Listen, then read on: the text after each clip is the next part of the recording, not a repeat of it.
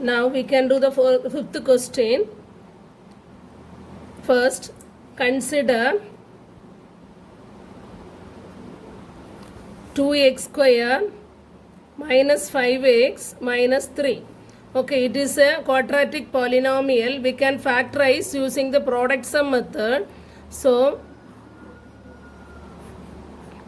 here the product is 2 into minus 3, so it is minus 6, sum is minus 5. Which are the suitable factors we need to find? 3, 2 when you write, 3 2s are 6, 3 plus 2 5, but you will not get the exact minus 6 and minus 5. Okay, so the suitable factor is 6, 1. With that, product is negative. Okay, since the product is negative, any one of the factor must be negative, but sum is also negative, so the greater factor must be negative. So minus 6 plus 1, now you see minus 6 into 1 is minus 6, minus 6 plus 5 is minus 5. Okay, so you are getting the factors minus 6, 1. So we can write this factor, but here x square, the coefficient of x square is 2. You have to divide using that coefficient of x square. Okay, you have to divide. So what you get? Minus 6 divided by 2. 6 divided by 2 is 3. So it is minus 3, 1 by 2. Okay, minus 3, 1 by 2 are the factors for this polynomial. Okay, so here the variable is x. We can write this as x minus 3, x plus 2, or x minus 3 into x plus 2. Okay, but this you can write with the coefficient of x, so you will get as 2x plus 1. Understood? We can write the factors x minus 3, the variables are x, so x minus 3 into 2x plus 1. Okay, so we can write this as x minus 3 into this denominator 2, you have to take with the variable x. Actually, it is x plus 1 by 2. When you take the LCM, you have to take it here, no? Like that way you think of and write. Okay, so it is 2x plus 1. Understood? Then how to write the next one? And 4x square minus 36. You see this 4 and 36 have the common factor 4, that you take it outside first. So x square minus 9 4s are 36. So you write it 9. Okay. Now 9 you can write as 3 square. So we can write this a square minus b square pattern. We know the identity a square minus b square is equal to a plus b into a minus b. Using this identity, we can write this as 4 into x plus 3 into x minus 3. Understood? So we can change this given expressions in the product form. That means with the factors. Okay, factorization means we have to write in the product form. So we return the first and second expression in the product form. Now we can find the LCM. You see in these two, what are the factors are there? X minus 3, 2x plus 1, here 4, x plus 3 and x minus 3. Okay, this 4 is not a prime number, but here is no numerical coefficient with the first expression. So I did not factorize this. If you have any factors, numerical coefficient here, you have to write this also in the prime factor form. Okay, 2 square you can write. Anyway, now you see here x minus 3 is the common factor. Okay, the remaining have no common, so the remaining all you can write. So only the x minus 3 common with the same power. So you can write any one from that one. The remaining all you have to choose for the product. So what is the LCM now?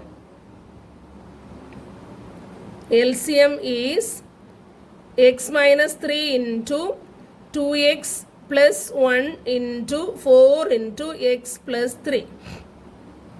Okay. Now we can rearrange this. Okay, 4 into x plus 3 into x minus 3 into 2x plus 1. and rearrange and write as the final answer. So answer LCM of 2x square minus 5x minus 3 and 4x square minus 36 is 4 into x plus 3 into x minus 3 into 2x plus 1. This 2 you can multiply x square minus 9 and you can write this as 2x plus 1 and write, but in book answer is this, so you complete and conclude this way. Okay, no need to do any other multiplication. So we written this in the product form, it is enough. Okay, so this is the final answer for this sum. Students, now we can learn page 94 progress check. You have to complete this from the book. Okay, first one, when two polynomials of same degree has to be dividend. Okay, two polynomials are same degree, dash should be considered to fix the dividend and divisor. It is the coefficient, it is depending on the coefficient we will consider the dividend and divisor. So the answer is highest coefficient. Okay, highest coefficient only will decide the dividend. Understood?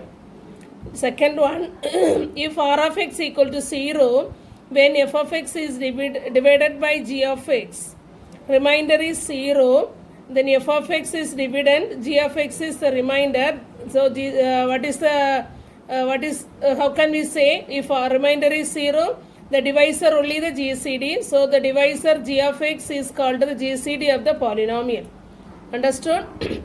If the remainder is 0, divisor is the GCD. F of x is dividend, f of x is divided by g of x. So g of x is the divisor, it is the GCD of the polynomial. Understood? Next, third one, if f of x is equal to g of x into q of x plus r of x. Okay, when you divide this f of x by g of x, you are getting q of x is the quotient and r of x is the remainder, must be added to f of x to make f of x completely divisible by g of x. Okay, which number you have to add with this f of x, you will get the f of x is completely divisible by g of x, that means remainder 0. Okay, the question is, when the remainder is 0, when we divide f of x by g of x, this r of x is the remainder. If 2 is the remainder, if you add minus 2, you will get the remainder 0. So that is the number divisible, completely divisible. Like that way, here r of x is the remainder. So minus r of x you add with that f of x. Okay, so you will get this f of x is completely divisible by g of x. Understood? Suppose you divide a number by another number, if the remainder is 2. If the remainder is 2, when you subtract 2 from that number, your remainder will be 0. Am I correct? When you divide, your remainder will be 0. The same, if the remainder is 0, that number is completely divisible. Same idea here, since the remainder r of x, we are adding minus r of x with this functional f of x, dividend. Okay. Next question, if f of x is equal to g of x into q of x plus r of x, same. Okay. Then dash must be subtracted from f of x to make f of x is completely divisible. The same idea here, added and subtracted. For added we put minus r of x, for subtracted we put r of x. If when you are subtracting r of x, you will get this f of x will be the completely divisible. The same. Okay, remainder is r of x. So we are subtracting r of x, you will get completely divisible. Here remainder is r of x. So minus r of x you are adding, you will get completely divisible. Understood? You complete this as homework. Okay.